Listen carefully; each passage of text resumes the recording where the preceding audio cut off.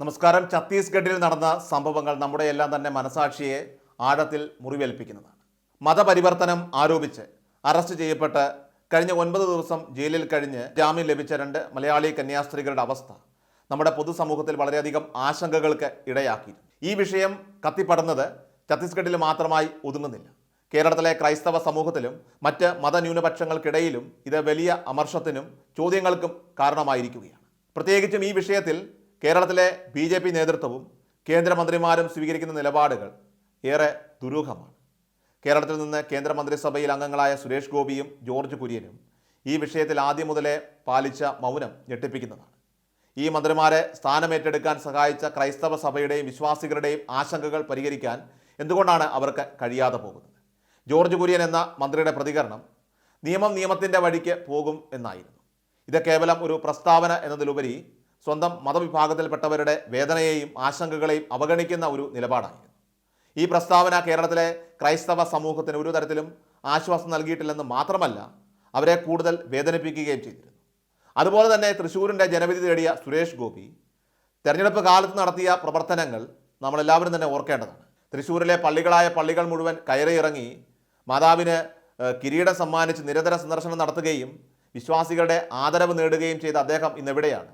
Christmas ആഘോഷങ്ങളിൽ അരമനകൾ കയറിയിറങ്ങിയുള്ള സന്ദർശനങ്ങൾ, ഒപ്പം അവിടെ ഭക്ഷണം കഴിക്കുകയും ബിഷപ്പുമാരുമായിട്ട് കേക്ക് മുറിക്കുകയും ചെയ്തത് ക്രൈസ്തവരെ പാർട്ടിയോട് അടുപ്പിക്കാനുള്ള ചില തന്ത്രപരമായിട്ടുള്ള ഗൂഢനീക്കങ്ങളായിരുന്നു. അദ്ദേഹത്തിൻ്റെ വിജയം സുഗമമാക്കിയ അതേ ക്രൈസ്തവ സമൂഹത്തോട് ഇന്ന് തങ്ങൾക്ക് നേരിട്ട ഈ അനീതിക്കെതിരെ സംസാരിക്കാൻ ഒരു പ്രതിനിധി പോലും ഇല്ലാതെ വിഷമിക്കുന്ന കാഴ്ചയാണ് കഴിഞ്ഞ ദിവസങ്ങളിൽ കണ്ടത്. അദ്ദേഹത്തെ പിന്തുണച്ചവർ വിശ്വസിച്ചിരുന്നത് സുരേഷ് ഗോപി ഒരു രാഷ്ട്രീയക്കാരൻ എന്നതിലുപരി ഒരു മനുഷ്യസ്നേഹിയാണ് എന്നാണ്. എല്ലാ വിഭാഗം ജനങ്ങളെയും സംരക്ഷിക്കുന്ന ഒരാളാണ് എന്നായിരുന്നു വിചാരിച്ചത്. എന്നാൽ ഇന്ന് അദ്ദേഹം കേന്ദ്രമന്ത്രി ആയിരിക്കുമ്പോൾ സ്വന്തം സംസ്ഥാനത്തു നിന്നുള്ള 2 കന്യാസ്ത്രീകൾക്ക് വേണ്ടി, അവർക്ക് നീതി ലഭിക്കുന്നതിന് വേണ്ടി ശബ്ദമുയർത്താൻ പോലും അദ്ദേഹത്തിന് സാധിക്കുന്നില്ല. സുരേഷ് ഗോപിയുടെ ഓഫീസിൽ നിന്നുള്ള വിശദീകരണം പാർലമെൻറ്റ് സമ്മേളനം നടക്കുന്നതുകൊണ്ടാണ് അദ്ദേഹത്തിന് തൃശ്ശൂരിൽ എത്താൻ സാധിക്കാത്തത് എന്നാണ്. എന്നാൽ ശനിയാഴ്ചകളിലും ഞായറാഴ്ചകളിലും ഏത് പാർലമെൻറ്റാണ് ചേരുന്നതെന്ന ചോദ്യം സാധാരണക്കാർക്കിടയിൽ ഉയർന്നു വരികയാണ്. സുരേഷ് ഗോപിയുടെ നിലപാടുകളെ വോട്ടർമാരെ വഞ്ചിച്ച ഒരു സിനിമാ നടൻ്റെ അഭിനയമായിട്ടാണ് പലരും ഇന്ന് വിലയിരുത്തുന്നത്. ഇനി മറ്റൊരു പ്രധാനപ്പെട്ട കാര്യം, തെരഞ്ഞെടുപ്പിൽ ജയിച്ച ശേഷം BJPക്കും അതുപോലെ തന്നെ ഹിന്ദുമത സംഘടനകൾക്കും വിധേയമായി പ്രവർത്തിക്കേണ്ട ഒരു ഗതികേടിലേക്കാണ് സുരേഷ് ഗോപി എത്തിയിരിക്കുന്നത് എന്നതാണ് സത്യം.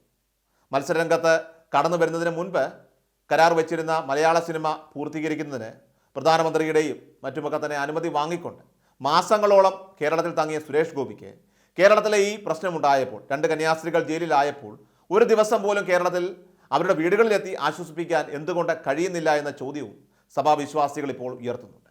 അക്ഷരാർത്ഥത്തിൽ സുരേഷ് ഗോപി സിനിമാ കഥാപാത്രങ്ങളുടെ രീതിയിൽ തെരഞ്ഞെടുപ്പ് കാലം മുതൽ അഭിനയം നടത്തുകയായിരുന്നു എന്നും വോട്ടർമാരെ വഞ്ചിക്കുകയായിരുന്നു എന്നുള്ള വിമർശനങ്ങൾ തന്നെയാണ് ഇപ്പോഴുള്ളത്. BJPയുടെയും RSSൻ്റെയും നിലപാടുകൾക്ക് വിരുദ്ധമായി പ്രവർത്തിച്ചാൽ കേഡർ സ്വഭാവമുള്ള BJP കടുത്ത പ്രതിരോധമുണ്ടാക്കുമെന്ന ഭയവും സുരേഷ് ഗോപിക്കുണ്ട്. കന്യാസ്ത്രീകൾ മതപരിവർത്തനം നടത്താൻ ശ്രമിച്ചതിനാൽ അവർ ശിക്ഷിക്കപ്പെടണമെന്നും ഇവർ വാദിക്കുകയാണ്.